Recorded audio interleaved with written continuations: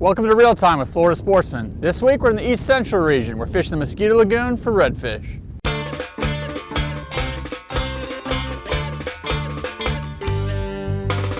Mosquito Lagoon is located in the northern section of the Indian River Lagoon system. It's bordered by Ponce Inlet to the north and Merritt Island to the south. This area is world famous for its red fishing. En route to New Smyrna to fish the lagoon, we stopped in Titusville at the Ace Hardware. This place is incredible. Not just a hardware store, had everything you could possibly need for fishing and boating.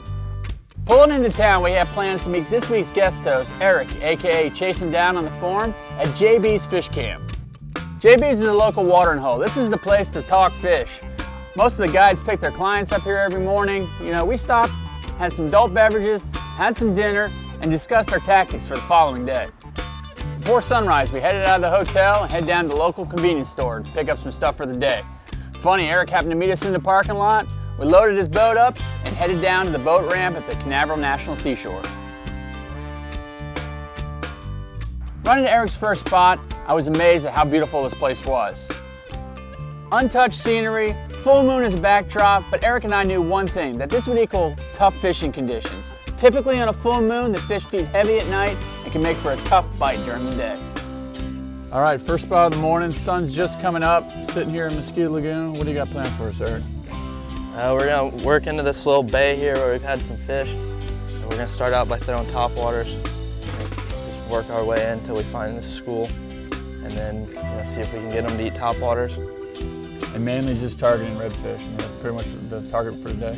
That's what you've been catching? Yeah, we mainly reds, but throwing the topwaters with all this bait. As you can see, we got bait all around us. You can catch a bunch of trout out of the bait too. The plan was to find a school of redfish and throw a rappel of topwater plugs to them. Talking with Eric, he said to target anything that looks different or the potholes in the grass. I was throwing a plug and got the first bite of the morning. Happened to be a small trout. Wouldn't you know, we were looking on that flat for a little while for fish, and it took a boat running by to find them for us. Thanks for helping us find them. Boat runs along, scares the fish up.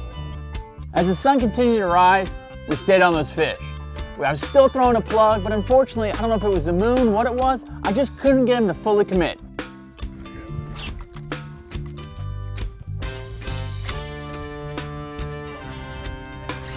Nice. Good job.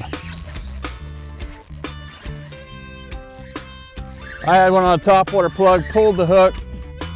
Eric switched over to a gulp shrimp. Laid it in front of him and it didn't take long. Oh, what a pretty fish. Slot fish too, huh? Nice fish. Look at that, he ate that 3-inch molten gulp shrimp. Seem to use that quite a bit around here. Yeah, that's kind of our go-to bait, just putting that 3-inch shrimp right there on a little 1-aught or 2-aught J-hook. Threw it right in that school and he ate it. Couldn't resist it. Good fish. Let this guy go.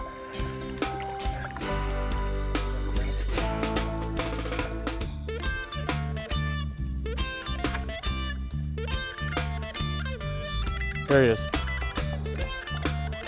Popped on that topwater plug.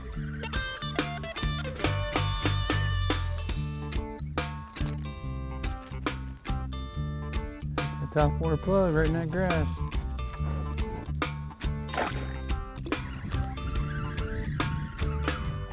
I'm on fire with the trout. So funny, that color is exactly, looks like a baby trout, right? We worked these fish for a while, but they started getting a little spooky. We knew it was time to move on.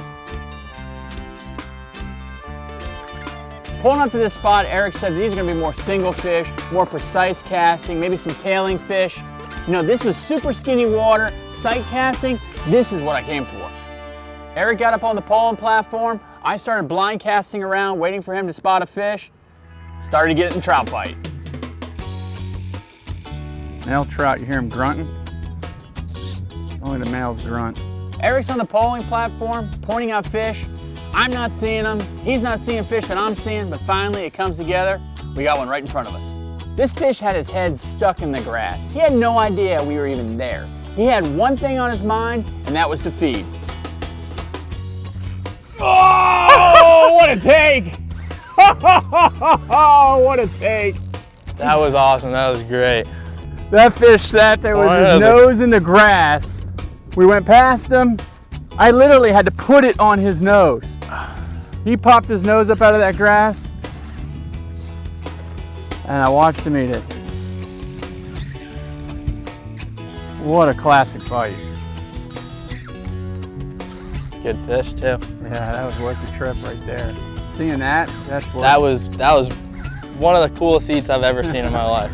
The way that thing did that. So cool.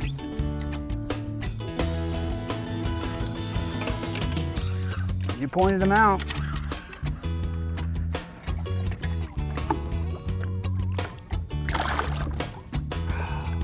Sight casting to him. What a great fish. Ate that 5-inch jerk shad. Put it on his nose. Just using 20-pound fluorocarbon and that worm hook that I'm using. Run it weedless. It's a pretty fish. Oh yeah. That was sick. Oh my God, I want to do that again. That was awesome. So that really wasn't a giant for your area. You're telling me you get 30, 40 pounders, but I tell you what, top slot fish, you know, sight casting to them, I'll take that every day. Oh yeah. I mean, when you can see them like that, it's a whole different ball game when you're catching them out of a school, or when you actually point that one single fish out and you watch that fish from start to finish eat. Gotta make the cast. That's the most exciting thing you can do. So we're sitting here in the Mosquito Lagoon. You're telling me this area through here is pole and troll only? Yeah, within the past couple of years, they made it a pole and troll zone, just to kind of let the grass and everything grow back to how it used to be. As you can tell, there's still a lot of prop scars and stuff. Basically, they came up with that idea just to save that, you know, cut down on the pressure of these fish. We continued to scoot down the flat and continue to see fish, but the wind was getting worse and worse, and it was making conditions nearly impossible. We were practically on top of the fish by the time we saw them. We knew we had to make a move, and I wanted to try to throw the fly rod. With the weather conditions worsening, we weren't able to get to Eric's best spots. We had to fish some lee of some islands to get out of the wind, and unfortunately, though, the water quality was pretty turbid. Couldn't really see the fish very well. Okay, so I don't fly fish that much. I maybe messed up one or two. He gets me down the bank and puts me in perfect position. Maybe 10, 15 feet in front of the boat. I think a little too close. Maybe I'm a better long caster than I am a short. Needless to say, I screwed that one up too.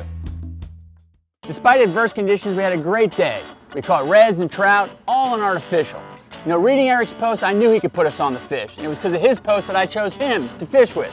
And I need your post to continue so I may fish with you next on Real Time with Florida Sportsman.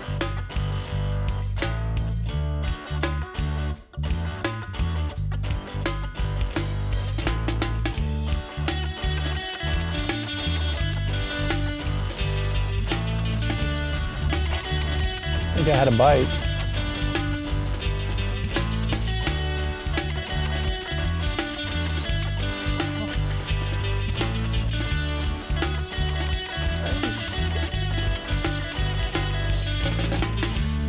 I don't care. How cool is that? He missed it. That was just cool.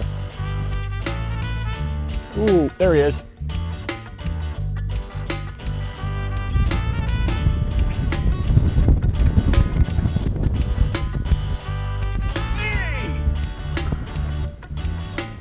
God. Rejection. Nice.